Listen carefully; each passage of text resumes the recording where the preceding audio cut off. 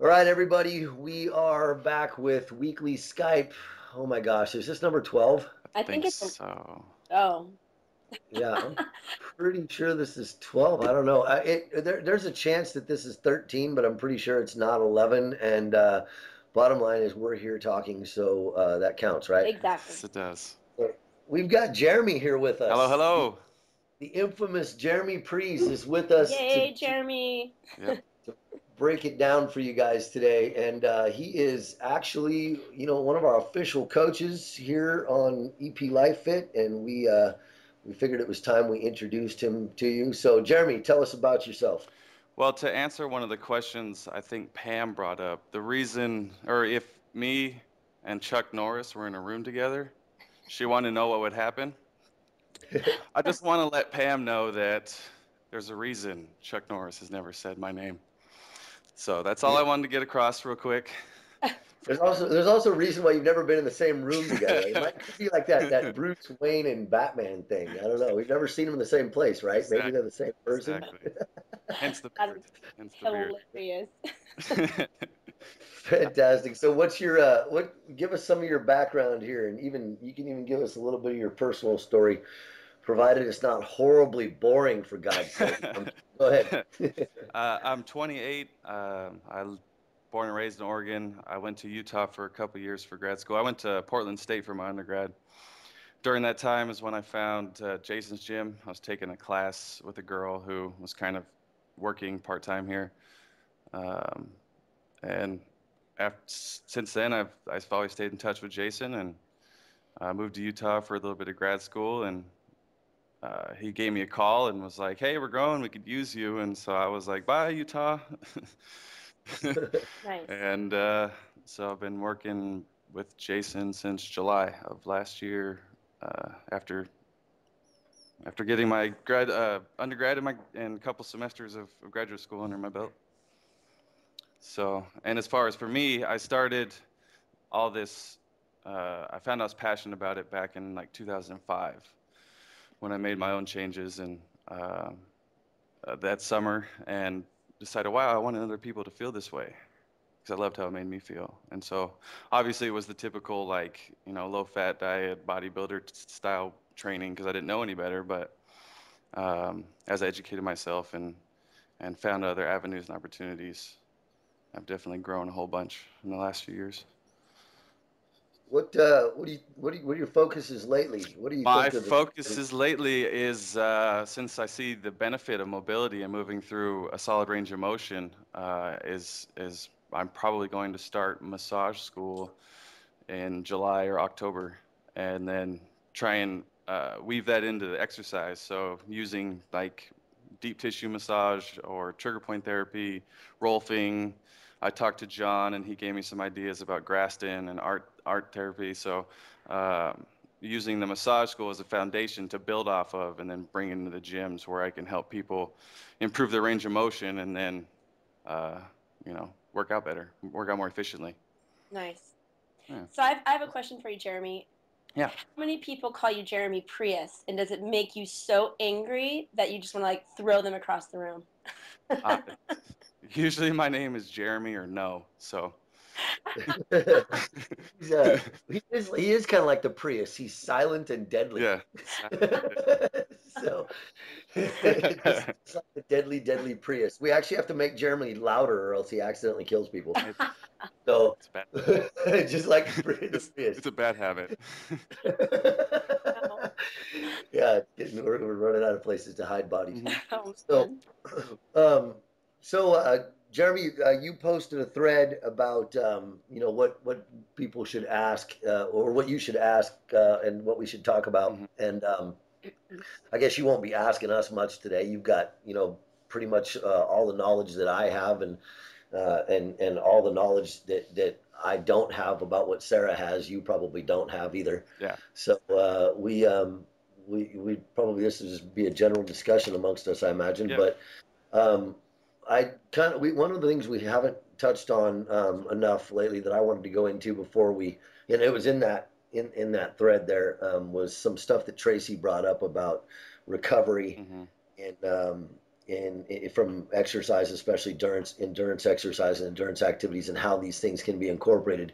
And I think it's important that we go over and Sarah's got some firsthand experience with adrenal fatigue, so this is the perfect crew to be talking about this. But we need to make the point crystal clear that the more elite you become in your sport, the more of a trade-off you will make in your health, unless your sport is maybe golf, something like that, something that's like really low taxing on your body.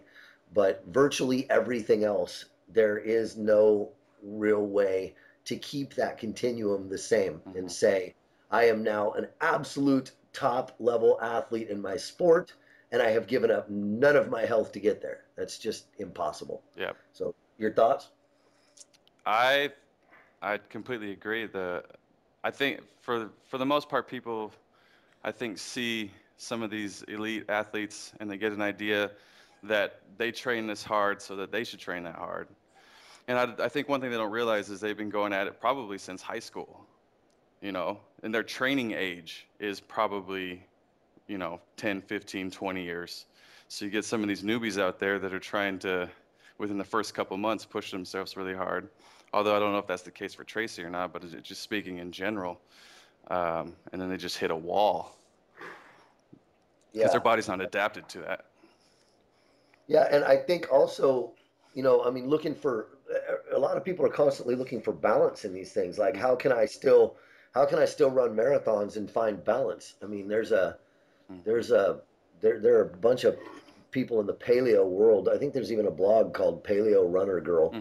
And I can't grasp these concepts. I mean, you're not technically really paleo anymore in my mind if the only thing you're doing is following that dietary set of rules. But the thing is that you can't really balance. I don't think is the word for it. Yeah. I think you are already out of balance. The only thing you can do is try to counteract some of the negative that you're doing by having everything else perfect. But how, like in the case of Tracy and a lot of people that we see, when you train really hard, then you start losing sleep. There's one more area you can't get perfect. Yeah. So it's not like you can eat and sleep perfectly in order to counteract the fact that you overtrain.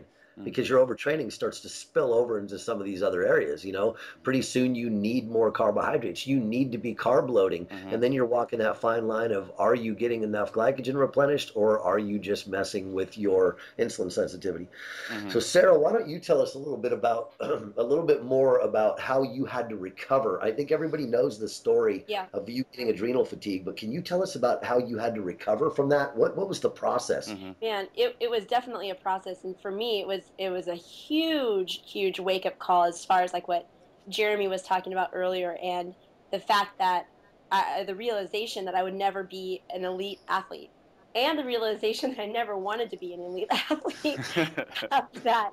And I think, before I go into like how I recovered, just touching on that real quick, just as far as like the psychological perspective for me, was realizing the trade-off. If I wanted to train at that level, then I needed to accept that there was going to be accept that there was going to be a trade-off, and understanding that, okay, when I recovered and got back into this whole fitness thing, was I going to accept the fact that if I trained that hard again, that it was very likely that I would again get sick, or was I just going to accept the fact that I'm not ever going to be a beast like all these other girls around me were in the gym, who had been, like Jeremy said, athletes probably since they were 4, and choose to wreck myself. So it's like, if you love your sport and you decide consciously that that there's going to be a health trade-off, then that's your choice and that's fine, and realize that. But otherwise, there's a better way to be fit, basically. In my opinion, it was a better way for me anyway. Yeah, and if I can interject just real quick, those athletes that are those beasts that appear to be doing okay, they're still sacrificing their golden years to shine today. Yeah, and I was going to say that. And most athletes who are doing that, and I'm thinking really specifically about like the people that I know who are competing in the CrossFit Games, they know that. They are aware of that. They know that they are trading in some of their later years of health for what they're doing right now. Some of them don't, but some of the ones that I know do. So it's like this conscious awareness. Jace, wasn't it you that, or I don't know if it was you, but I found a study about football players, and professional football Yeah. players, their average life expectancy was 55, and the lineman was like 52. Yeah, but they make millions of dollars. You know, I mean, Yeah, a lot of us might have rolled the dice on that when we were in our 20s. yeah. Right. You know, if I live to be 55, but I cram enough living in with my millions of dollars that Mm-hmm. you never get close to in your 90 years, Mm-hmm. it's kind of, and I'm not saying that's a good trade because it wouldn't be for me. I'm just saying that there's something possibly justifiable there. Mm-hmm. Whereas, you know, going to the CrossFit games and then being nobody 2 years from now is not worth that to me. Mm-hmm. Right. And neither is any amateur level sport. Well, and speaking of CrossFit, look at CrossFit Endurance, and they program rest days into their program. Like they emphasize the importance of rest for recovery and for building up. Yeah.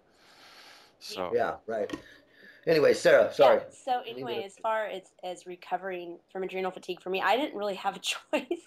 I couldn't keep going. I was really bad enough where I was in bed. My blood pressure was like 85 over 50. ooh, So I remember coming home from the doctor and looking at that chart online, and it was like fatigue, Right. coma, death. And I Yeah. was like floating in between like fatigue and coma. So I mean, I really honestly had a hard time like getting out of bed in the morning, and I was feeling really faint and dizzy. And that went on for a good month before I was able to actually kind of move my body again. And when I was in a frame of mind, both mentally and physically, to think about exercise, I definitely wasn't doing any Metcons. In fact, I was at home just doing like some gentle air squats, like not even getting my heart rate up, doing some push ups just to kind of keep my range of motion going. I would do some mobility work. And then when I actually made it back into the gym, I remember the first day I went back to the gym, and it was probably almost 2 full months after I had really crashed. I went over to our O lifting stations and I started doing some push jerks with like the weight I used to use prior to getting sick, and I could still do it. And I was just like, yay, it feels good to be back in the gym. And then like after the second one, I got pretty lightheaded and set it down. And Rob came around the corner, and I won't swear, but he was like, what the F are you doing? He's like, totally made me cry. It was like I got in trouble by my dad. Like took me over, sat me in a corner, and he's like, this is what you need to do. He's like, listen to me if you want to. Don't listen to me and wreck yourself. He's like, if I see you in my gym, he's like, you're going to be dragging a sled. You're going to be deadlifting. You're going to be back squatting. And you're going to be doing 2 reps, putting the weight down. You're going to walk around. You're going to drink some water. You're going to rest. You're going to do 2 more reps. You're going to go out and walk around the building, maybe drag the sled, and then you're going to go home. I'm like, okay, Dad. That's how I felt. And this is after 2 months of rest. So I hope everybody's grasping that concept. We're mm-hmm. not talking about this was her 2 months of rest. Right. This was Sarah gone for 8 weeks, coming back to this. Yes. Not gone for, you know, 8 weeks and then coming back to full blown workouts, or gone for 2 weeks and then this being considered part of her rest period. This is, you know, Sarah's body slammed the Mm-hmm. brakes on her, and Rob came down on her like a ton of bricks after 8 weeks. Right. Mm-hmm.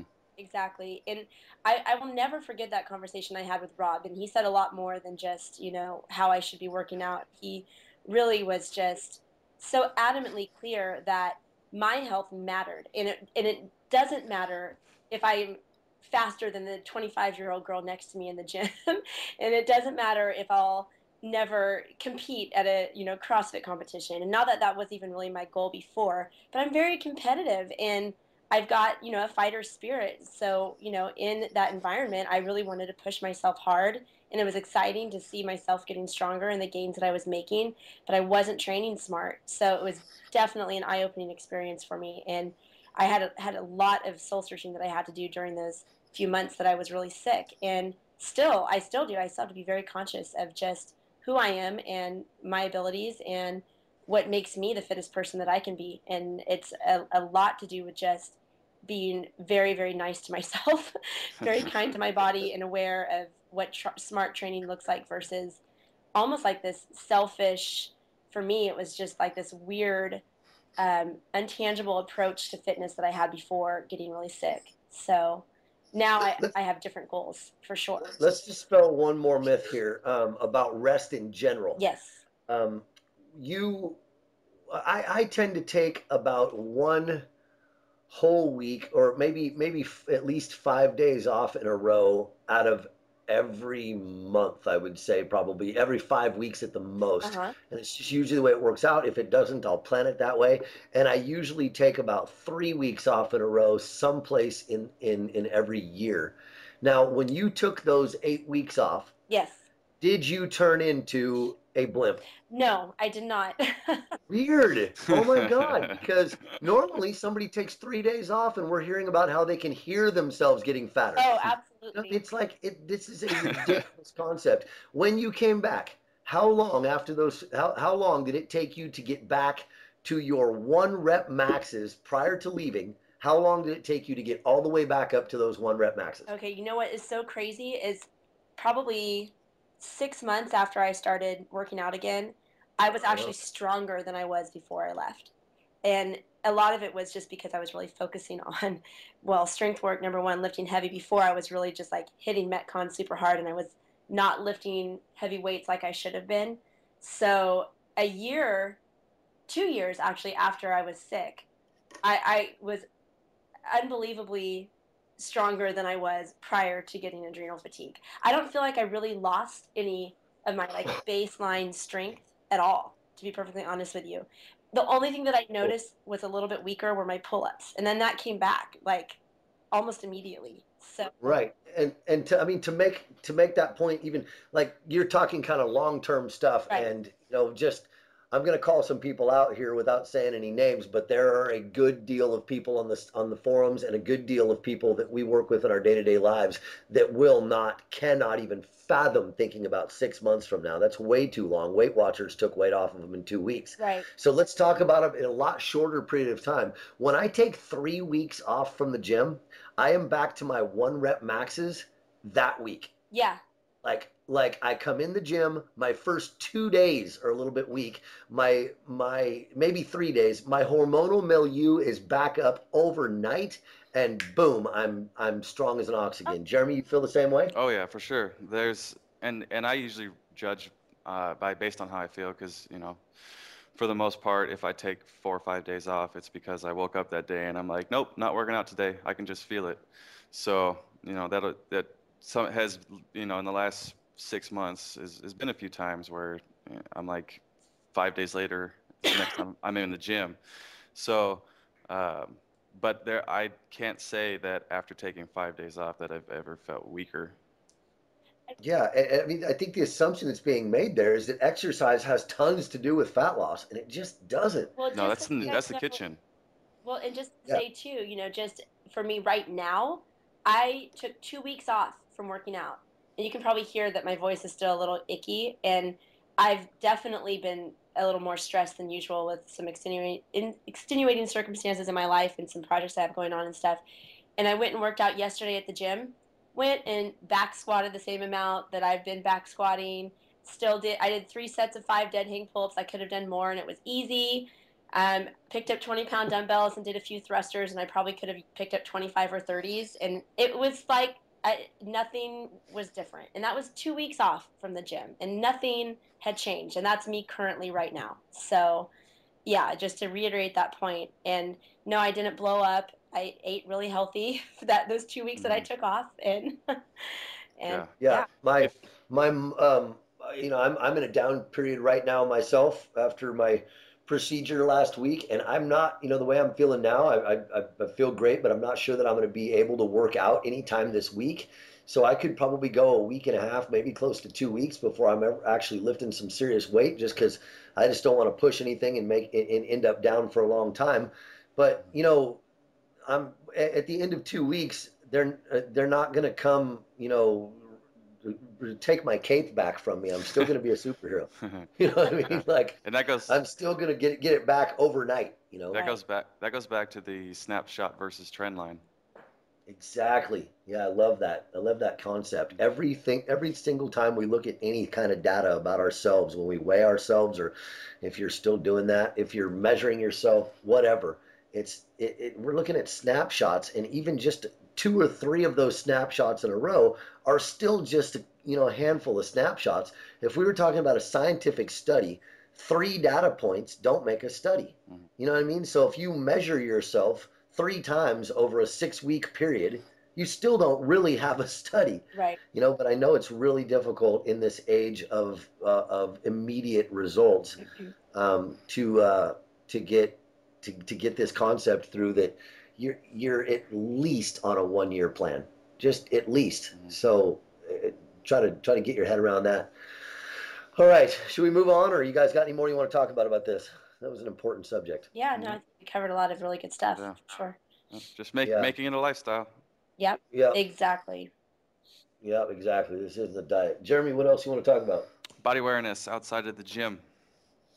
Love it. Go. All right. So I've noticed, at least in our gym, and I'm assuming that it's happening just because, you know, because it happens in the gym, that, you know, we're teaching you how to squat right. We're giving you cues and videos and diagrams, and then, you know, are you taking that into real life? You know, how are you getting up off the toilet? How are you getting up off the couch? Like, are you coming up onto your toes and pushing your knees forward? Because that's not what we taught you, you know, with these videos and diagrams that we're giving you. Deadlifting, you know, are you doing perfect deadlift with the bar because you're working out, but then you bend down to pick up your kids and you're not even paying attention to your body in space? Yeah, Sarah gave us a nice example earlier. What was that, Sarah? Oh, I just said my husband, John, as you all know John on the forums, obviously, as a chiropractor, he'll be working on like high level athletes in the gym who PR'd, deadlifted 450 pounds the day before in the gym, and they go home, and the next day they pick up their cat and they throw their back out. So again, That's a huge cat. It's a big cat. But you know what I'm saying. I'm exaggerating a little bit. But yeah, it's just being aware of how you move your body. It was a tiger, actually. Yeah. I had a client one time tell me, a female client had a fantastic deadlift, really just a monster in the gym, and threw her back out, was out of the gym for a long time. And she threw her back out, tearing carpet out of her house. Yeah. And I had her show me how she was doing it. And I'm like, what do you do? I mean, that's a deadlift. Deadlift is how you tear out carpet, not what you were doing, you know? And and it's exactly how you tear out carpet is a deadlift. It's maybe a little bit more leaning back onto your heels, but nothing that would compromise your back position. If you can't whenever you're doing anything in real life and working, if you can't associate it at least closely with the movements that we're doing in the gym, then, you know, step back and think about it a little bit more, because we cover all the bases. Exactly. I remember in 2009 when I was interning with Jason for my undergrad, I was putting some weights away, and Jace was like, "Hey, you need to not put stuff away with a rounded back. You're not going to deadlift with your back like that." And I think ever since then, that's kind of like stuck with me to try and think, okay, am I bending at the hips and the waist, or am I just bending in my back? Am I twisting with my hips, or am I just twisting with my back? Like, you know, how am I moving in space? Am I coming up off of something on my toes, or am I coming with a solid flat foot? Things like that. Yeah, and I think that the longer you work out and do these movements, it becomes more natural to move your body correctly outside of the gym. And I know for me, having a crazy life with a million kids and dogs and groceries and laundry and everything else, I find myself, and then I'm like, oh, that's so cool that I'll like squat down and pick up a bag of groceries and row in and drop my keys at the same time and have to get those too. And I look down at my body position and I'm like, I did that. That's pretty cool. I remember not even thinking about it, that this is how I need to move my body so I don't get hurt. So it will start to happen more naturally, but at first being really aware of it will help to make that transition into making it more of like a natural part of your day-to-day thing. Yeah, there's more transverse plane and asymmetrical movements in real life. Like you don't always get to lift things like a bar that comes from right over the center of your foot with a perfectly flat back. But Right. you know, transverse plane meaning twisting. But there's a difference between like making, you know, picking something up that's on your left and turning toward till you set it down on your right with a straight back or a rounded back makes a difference. Right. You know what I mean? So and whether or not you know bent down and picked something up that was next to your feet on the left by pushing your rear back or by rounding your back and looking like a candy cane, you know, these are all the little cues that we give in the gym and on the forums when we're trying to tell people how to correct their form. When those things are just deep seated for you, you're gonna do them naturally anyway, but right now it's going to require thought. Hmm. So just keep thinking about it. Exactly. What else you got on there, Jeremy? Do you want to add anything to that? No, I don't. Nothing pops into my head right now as far as adding anything to that. It's just something that, hoping to get people to think about and be aware of and start, trying to think, oh, well, I remember this from the forums, or I remember this from the gym. Am I doing this, when I'm putting this bag of cat food away or whatever? Yeah. On a side note, I'd like to make the point that maybe this is a whole different subject, but the injuries that we see in the gym, and I imagine Sarah could concur with this, are 90% carelessness and muscle imbalances. They are not, they're almost never about somebody deadlifting perfectly right and hurting themselves somehow because the weight was too heavy. That just causes failure. If somebody's lifting perfectly and they can't lift it, they just drop it. Hmm. It's when somebody begins to round their back to try to get that lift anyway, or somebody has god awful hamstrings. I'm picking on you men right now. Getting men to go home and do mobility outside of the gym would require me going with them and taking a taser. Like it's ridiculous. I would have to stab them with sharp objects in their home to prod them over to the foam roller or the ball. It's just asinine. Yeah. But then they come in and they want to lift a ton of weight and their hamstrings are super tight and they round their low back and then they're hurt. And I mean, we try to be sympathetic for them, but you can only be sympathetic when you've told somebody to work on their mobility literally in every conversation you've had with them for the last 2 years. It's like you always say, we don't know if it's going to be 50 reps or if it's going to be 50,000, but at some point you're going to hurt yourself if you keep doing it like this. Exactly. Exactly. Yeah. So injuries in the gym are about carelessness. In real life, the way it would tie back to what we were talking about a second ago, it's the same thing. Hmm. Think about what you're doing and don't do things that your mobility doesn't allow for right now to the best of your ability. Real life is going to thrust things upon you that won't be thrust upon you in the gym. Hmm. If you have terrible mobility, we're not going to let you squat a ton of weight. Yeah. In real life, you may very well have to do a movement in an emergency situation that your body isn't totally prepared for, which further makes the mobility point. Yeah. Get mobile and those things just don't come up. Yep. Yeah. Exactly. So, Exactly. I feel like the highest percentage of people hurting themselves seems to be outside of the gym. oh yeah. It's like in here they're Yeah. thinking about their wear, but they go home, they don't think about it. Now they're hurt, they can't come in and work out for 3 weeks. It's like Yeah, we put more memberships on hold or have to give people a break or whatever because of stuff they do out in the real world than ever what happens in the gym. In the gym, we get them right back in there, work on the mobility, and they're up and running again in no time. Sure. What else is up, Jeremy?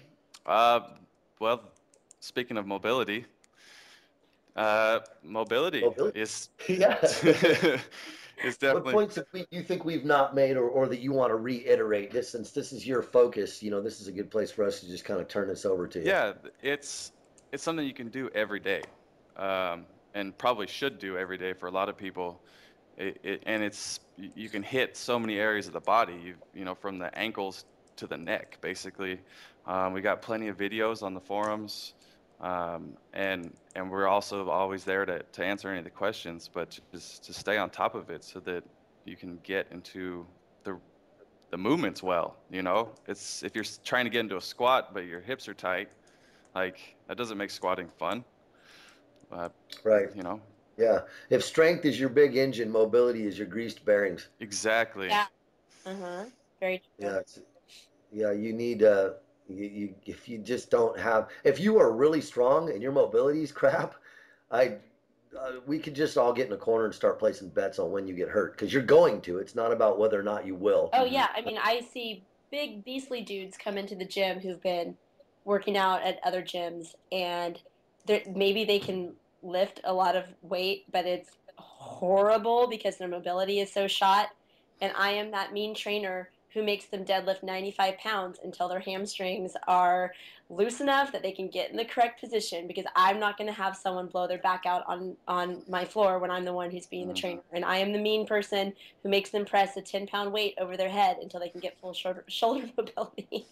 So don't come train at my gym if you No, that's Yeah, If, ours either. If you've got a big ego yeah, based on your strength, but your mobility's crap, you're gonna want to get a different gym yeah, mhm, because you're gonna be training with the newbies. right. mhm. Or what I My tell gym, I them is don't. just go right ahead because my Mhm. husband's got an office right down the street and he takes cash, credit, or insurance. So,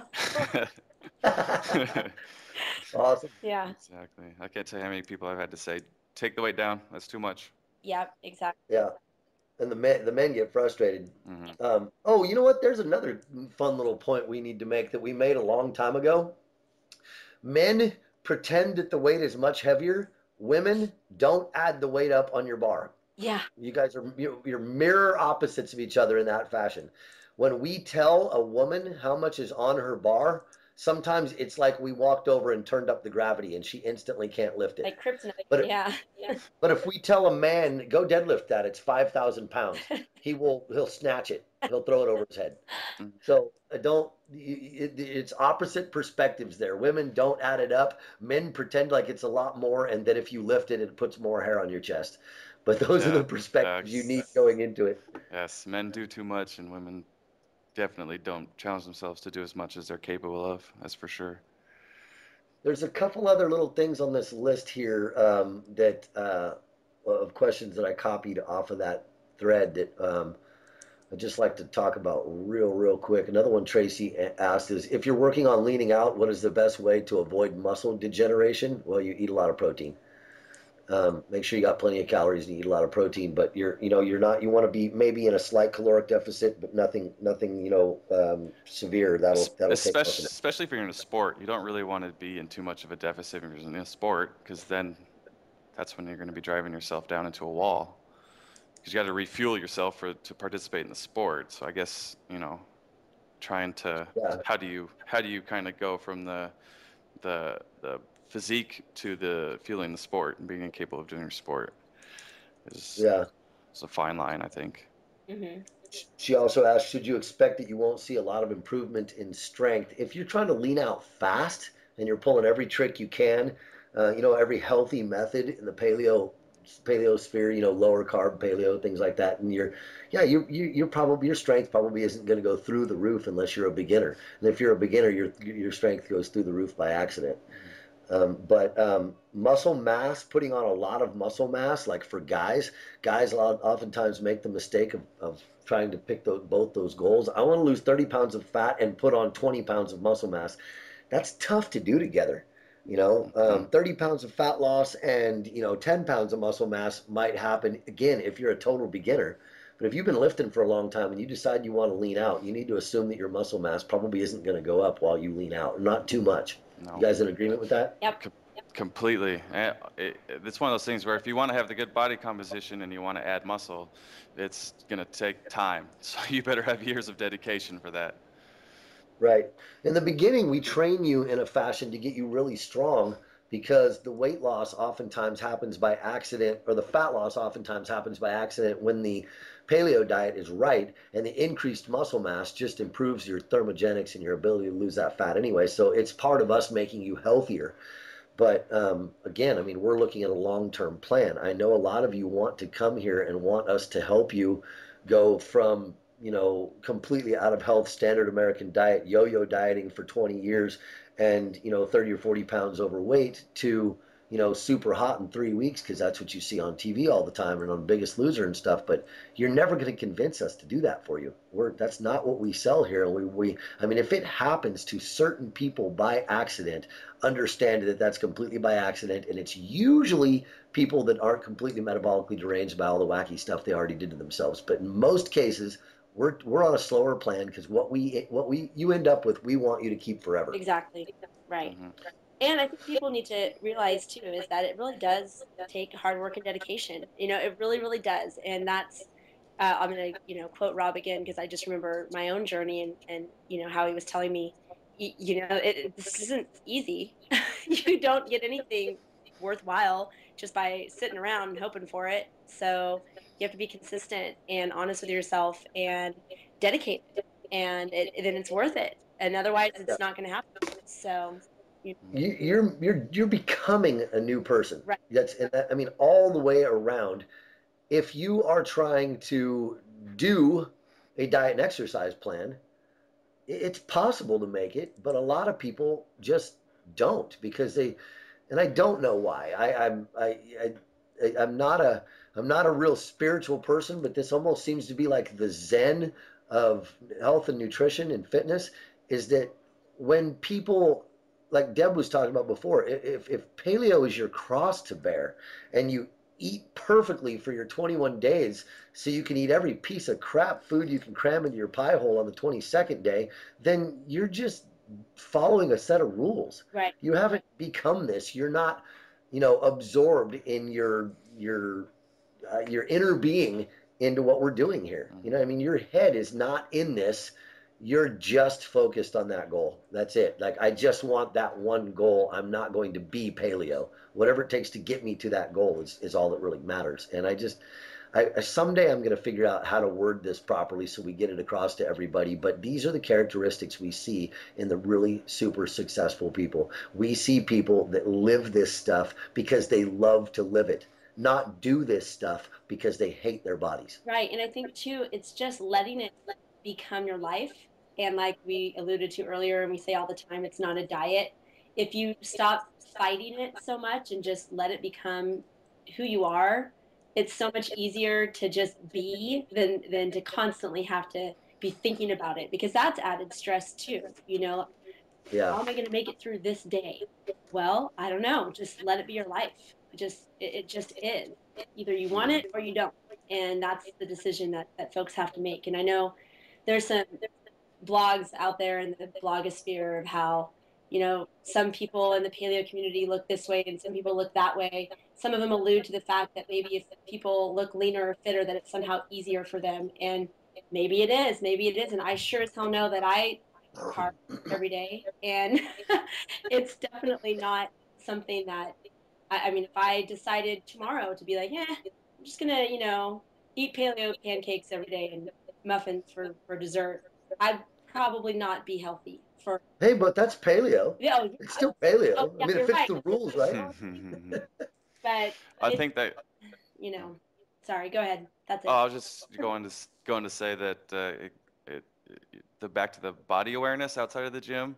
Yeah. Being aware of what you're putting into your body. So if you don't care, you're gonna eat those Tostinos pizzas with a 2-gallon or 2-liter Coke. Oh, I so used to eat those Tostinos pizzas. They're like they're like $2. Yeah. So not only is the body awareness outside the gym for movement, but just awareness of how you're fueling your body too, and that requires effort. Yeah. Yeah, true story. Okay, so Pam posted some questions that we have to address here. And they're most of them for Jeromie. Jeromie, how much does a beard improve your lifts and other performance in the gym? I guess I qualify for that too. Sarah, you've never grown a beard, have you? I've been trying for I'm not going to say how old I am, but for many years, and it just has never worked out for me. Thank God. My beard improves my lifts in that I look considerably sexier lifting. No, I'm kidding. How do they improve your lifts, Jeromie? Well, I would say it makes me a lot stronger, but the endurance stuff, it slows me down because of the wind resistance. Yeah, no, you know what it is. You know how they improve our lifts? They improve our lifts in the quality that they're easier for everybody else to watch because we're easier to look at with more of our faces covered. Yeah, exactly. So, That's how I feel. That's the exactly. less of my face you can see, the more apt you are to watch me lift. And that encourages me in my lifting. That's awesome. So, would ladies see similar gains from letting their leg hair grow out? That's a Sarah question. Well, I guess in theory I haven't yet tried. Hallelujah. But if I ever experiment with that, I'll let you know. So I relate that to the French paradox with saturated fat and heart disease. It's armpit hair. It's not leg hair. Sorry, Pam. Yeah, right. Yeah, you got to grow your armpit hair out. Yeah. So perfect. I can almost actually testify to that, and that just by some things I've witnessed over the years. Again, what you think we all sound like with our different accents? You know, I didn't give that any thought until Penny was on, and she just sounded so adorable. Hey, y'all.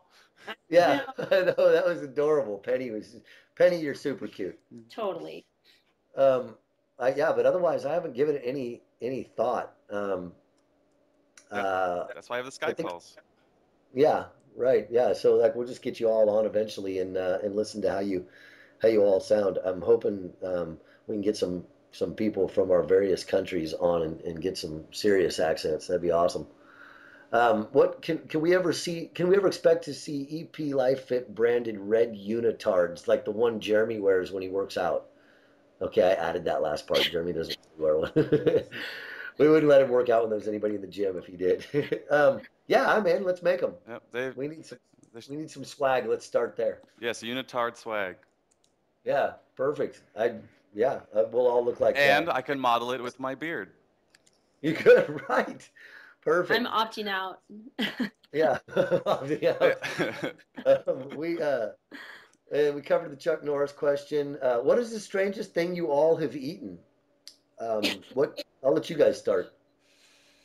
Oh man, I've had liver, heart. I've had those worms that you had in your office. Had Oh yeah. I've had marrow. I've had tripe.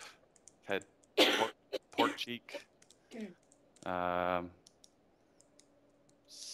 I ate a spider once. Good time. Yeah.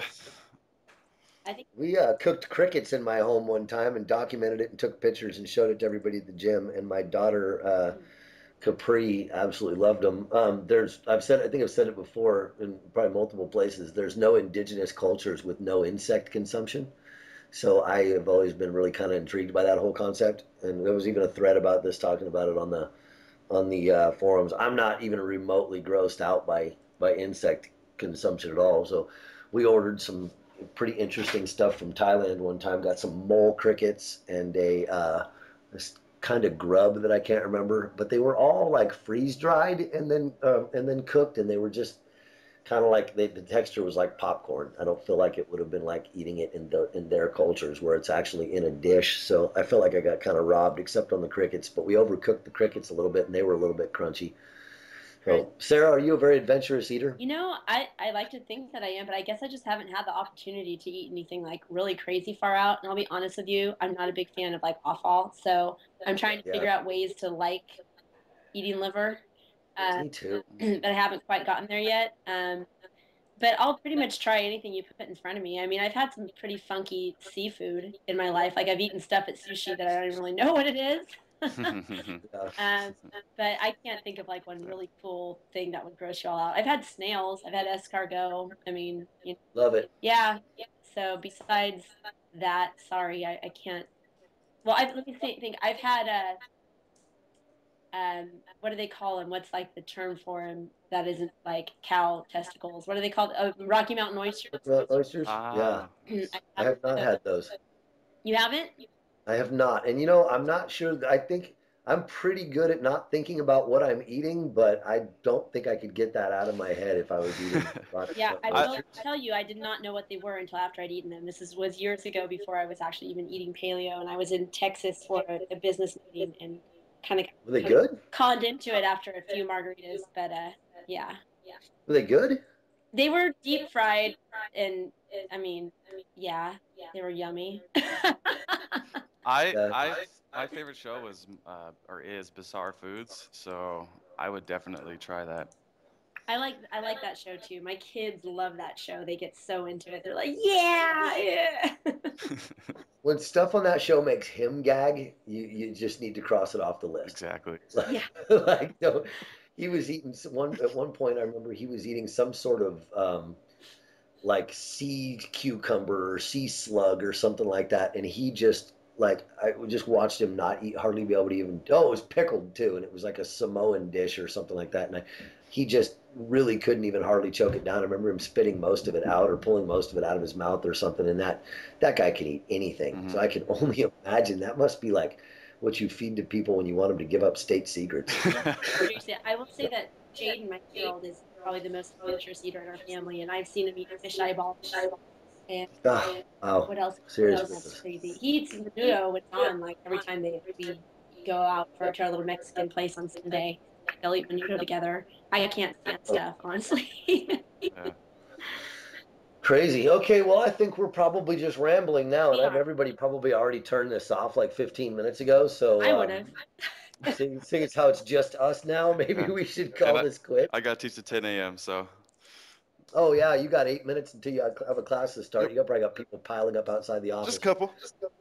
or robbing the gym blind. Get out there and Okay, this was fun. I'm glad you joined us, Jeremy. You will definitely have you back on a regular basis. We, just need to keep you included in these things because I'm sure, you're going to add spice to the boring drabness that is Sarah and I by ourselves. So we're just Oh, going to keep getting people on so here. that's why I have the beard. All right, perfect. Yeah, one of these days Yeah, it's right. just gonna be you. Jason and I are just gonna like totally disappear, and you're gonna be all alone.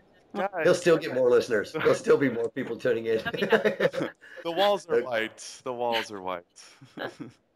Cool. All right. Well, thanks, guys. Jeremy, I will see you in the gym tomorrow, and Sarah, I will see you on Friday. That's right. And Joe, if you're listening, we'll see you on Saturday. And anybody else that's coming, I think it might just be Joe. I don't know. I But saw a couple names on there that looked familiar, but now I'm not sure if they look familiar because it's people who have commented on Facebook or the blog, or if they're actual members. So let us know somewhere on the forums if you're going to be there this weekend, so we can look for you. cool, Yes. cool.